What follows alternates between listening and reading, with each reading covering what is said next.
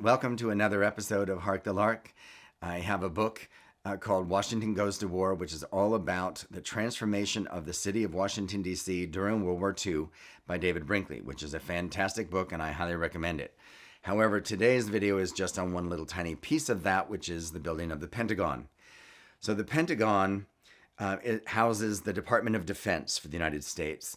And in World War II, which started at least in Europe in 1939, the United States knew and was gearing up and getting prepared for any eventuality from that time on, especially after the fall of France in 1940.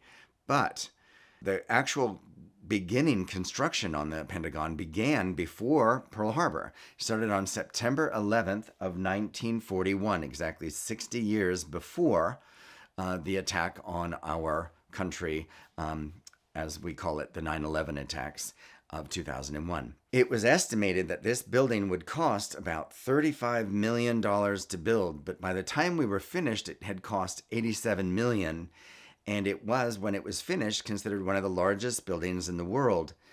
It is interesting, very interesting to note that in the almost 16 months of construction, any given minute that you came to that construction site, there would be 15,000 people working. But you could come at 1 o'clock in the afternoon. You could come at 8 o'clock in the evening. You could go at 3 in the morning. There were always, constantly, 15,000 people working on building the Pentagon at any given moment, on every given minute of every given day for that entire period of time. It was finished on January 15th of 1943.